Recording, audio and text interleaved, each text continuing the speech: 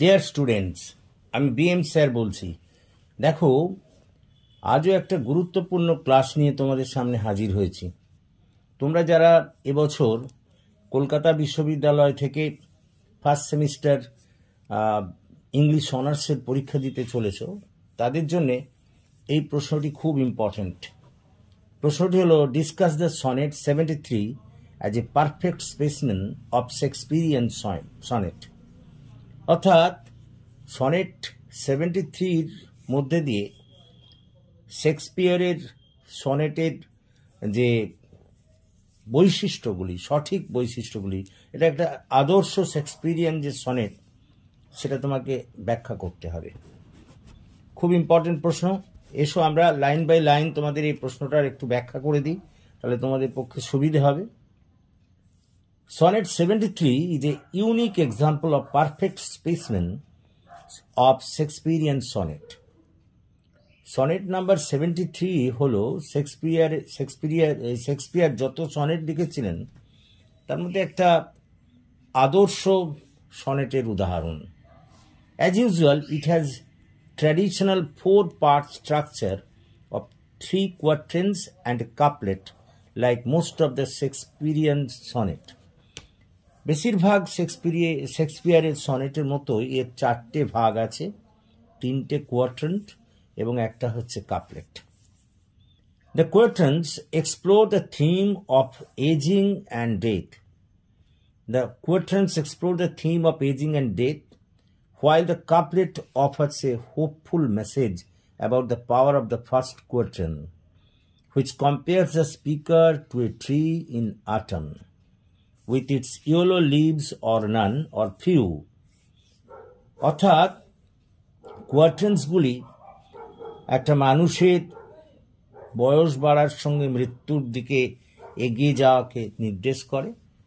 আবার কাপলেটের মধ্যে দিয়ে একটা আশাপ্রদ বার্তা দেওয়া হয়েছে, যেগুলো ওই ফার্স্ট কোয়াট্রেনের মধ্যে দিয়ে প্রকাশিত, যা বলা হয়েছে যেখানে একটা শরৎ ঋতুতে গাছের সঙ্গে তুলনা করা হয়েছে, যেখানে তার হলুদ পাতাগুলি হয় ঝরে পড়েছে অথবা কয়েকটা এখনো অবশিষ্ট আছে। This image suggests that the speaker is nearing the end of his life. এই যে কল্পনাটা, এটা বলে দেয় যে বক্তা তার মৃত্যুর কাছাকাছি চলে গিয়েছেন। The second quatrain compares the speaker to a day before night. দ্বিতীয় কোয়াট্রেনেরটা বক্তার জীবনের সেই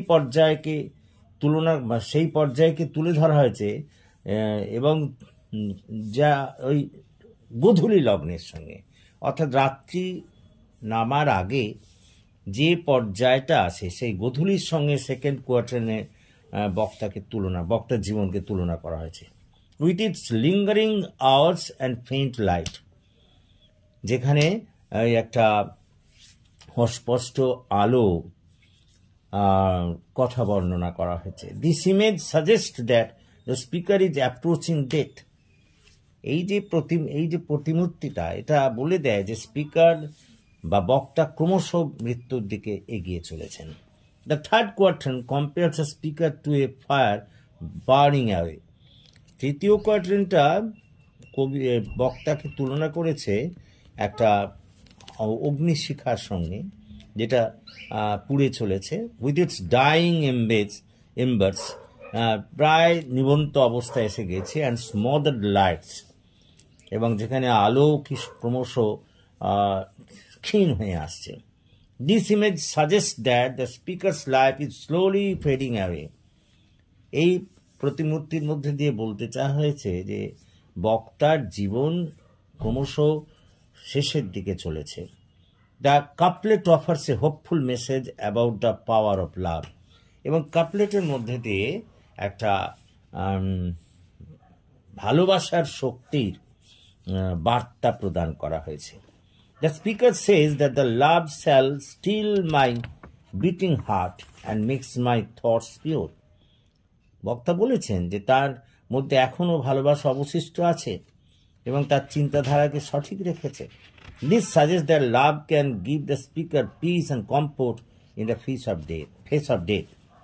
এটা প্রমাণ করে, এটা বলে দেয় যে এই ভালোবাসা স্পিকারকে একটা শান্তি এবং আনন্দ প্রদান করে তার মৃত্যুর কাছে এসেও। Paragraph sonnet 73 is a beautifully written and moving poem.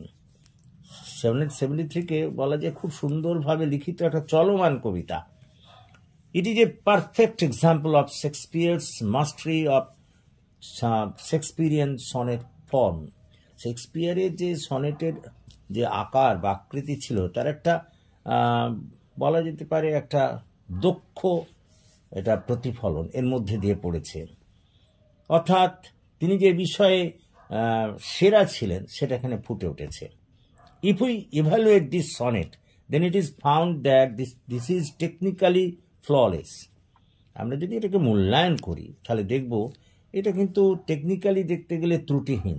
With its simple and felicitous diction, যেমন এখানে সরল খুব সুন্দর ডিকশন আছে, easy and melodious versification and 7 rhymes, 7টা রাইমস আছে এবং সঙ্গে সঙ্গে একটা সুরেলা সুরও এখানে আছে। The poem is also deeply personal and meaningful. কবিতাটা অবশ্যই ব্যক্তিগত এবং খুব অর্থবহ।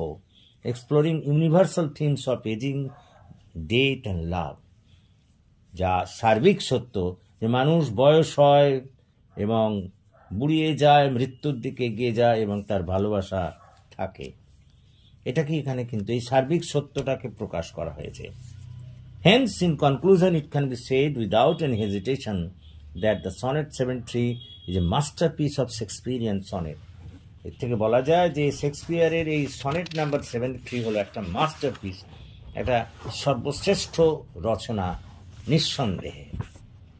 দেখো তাহলে এই হচ্ছে আমাদের সনেট নাম্বার 73।